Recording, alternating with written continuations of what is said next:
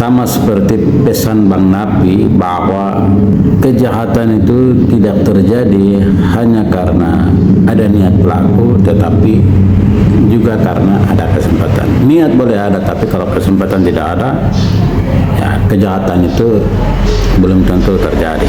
Kolonial pun di dunia manapun itu selalu punya niat untuk mengkolonialisasi wilayah, merampas wilayah, menguasai wilayah, dan merampas seluruh kekayaan alam sambil memusnahkan orang asli setempat. Indonesia sebagai negara kolonial itu tidak mungkin masuk di tanah Papua bila tidak ada kesempatan. Karena hanya kalau modal wilayah Papua ini dianggap sebagai wilayah Hindia Belanda, itu tidak masuk akal karena Papua ini bukan bagian dari wilayah Hindia Belanda. Menurut hukum bahwa suatu wilayah itu berdasarkan wilayah negara koloni.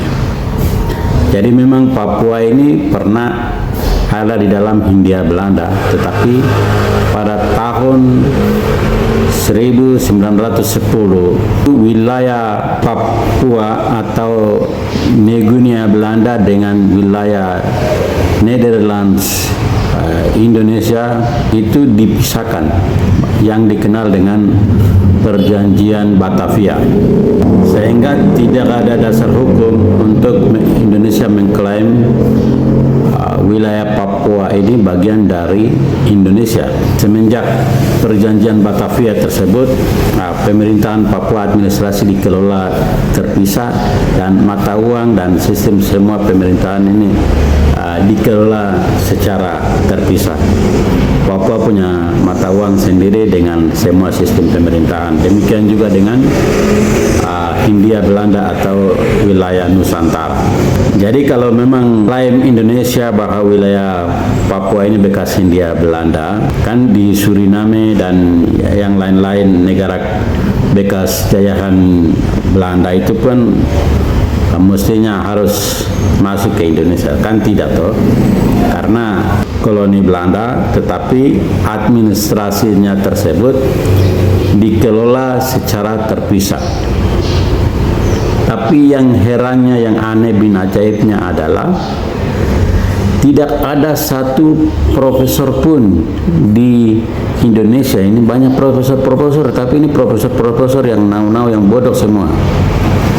Tidak ada satu profesor pun yang bisa menjelaskan status Papua ini, bahwa dari pandangan hukum internasional bahwa memang Papua ini bukan bagian dari Hindia Belanda, tapi Papua ini adalah Netherlands New-Guinea. Karena Papua bukan Hindia Belanda, Papua ini Netherlands New-Guinea, begitu. Tetapi kenapa Indonesia bisa duduk di tanah Papua? Sebenarnya penyebab utamanya itu adalah tadi, sesuai dengan pesan Bang Napi, bahwa kejahatan tidak hanya terjadi karena niat pelaku, tetapi juga karena ada kesempatan. Nah, kalau begitu siapa yang memberikan kesempatan itu? Ya tentu orang Papua. Dalam kebodohan orang Papua sendiri memberikan peluang tersebut, kesempatan tersebut, sehingga Indonesia punya alasan pembenar untuk bisa mengklaim wilayah ini seperti begitu. Bagaimana hal tersebut terjadi? Nah, yang pertama adalah orang Papua terjebak dengan narasi bahwa negara Papua tersebut belum terjadi, atau dengan kata lain bahwa Belanda gagal menunaikan amanat Piagam PBB pasal 73 untuk memerdekakan wilayah-wilayah yang tak berpemerintahan, termasuk diantaranya adalah wilayah Papua. Belanda sebagai negara kolonial yang mengatur wilayah administrasi Papua ini telah melaksanakan amanat Piagam PBB pasal 73 tersebut sampai tanggal 1 Desember tersebut dia finalisasi, di mana tanggal 19 Oktober rakyat Papua menyampaikan manifesto berkeinginan untuk berdaulat, merumuskan bentuk dan segala macam bendera dan segala macam, kemudian diterima oleh parlemen Negunirat, kemudian disampaikan kepada pemerintah Belanda, dibahas dalam parlemen Negunirat, kemudian disampaikan kepada pemerintah Belanda menerima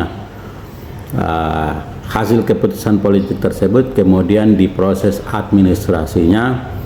Tanggal 18 November tersebut diadministrasikan, kemudian tanggal 20 November 1961 itu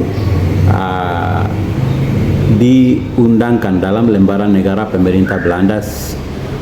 Kemudian tanggal 1 Desember 1961 tersebut hasil amandemen, hasil keputusan politik tersebut diumumkan melalui pemerintah Belanda bersama dengan rakyat Papua, dan peristiwa tersebut juga dihadiri oleh negara-negara sahabat.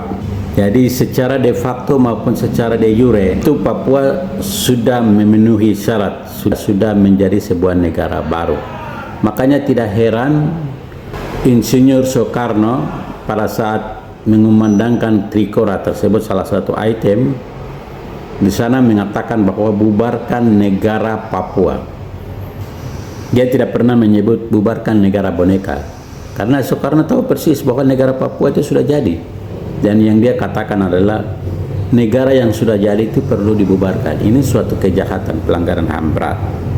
Jadi saudara-saudara Nusantara perlu ketahui bahwa kenapa orang Papua minta merdeka. Orang Papua tidak minta merdeka, orang Papua sudah merdeka. Akibat dari orang Papua dan pejuang Papua ini kurang paham hukum, sehingga ketika mereka diprovokasi oleh kolonialisme yang punya kepentingan Amerika, Indonesia, bahwa waktu itu negara tidak terjadi, orang Papua percaya begitu saja. Ketika ditanya kepada pejuang Papua, kenapa Anda percaya dengan bahasa-bahasa provokatif dari kolonial dan Anda percaya begitu saja?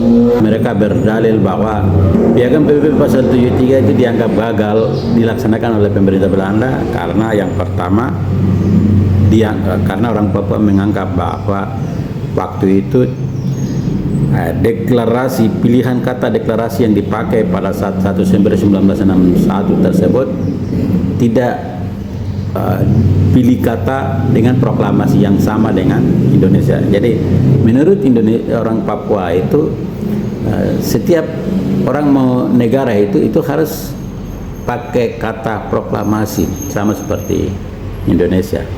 Tidak harus deklarasi, pengumuman, padahal pengumuman, deklarasi, proklamasi itu kata yang berbeda tetapi merujuk pada pengertian yang sama, dinyatakan, diumumkan. Dan ini kebodohan orang Papua, mempersoalkan hal yang tidak esensi, hal yang tidak fundamental. Jadi pada saat itu orang mau pakai pengumuman ke, orang mau pakai deklarasi ke, orang mau pakai proklamasi, ya sama saja. Tapi karena orang Papua ini IQ-nya itu di bawah standar IQ gorila, makanya percaya omong kosong yang dinarasikan oleh bangsa kolonial. Terus yang kedua adalah orang Papua menganggap bahwa 61 itu sebagai embrio, sebagai manifesto, sebagai negara boneka atau sebagai sampah Belanda, hanya lantaran orang Papua itu menganggap bahwa pemerintahan belum terjadi. Karena orang Papua ini terbawa dengan pikiran-pikiran konsep pemerintahan bangsa lain mau dipaksakan diterapkan kepada konsep Papua.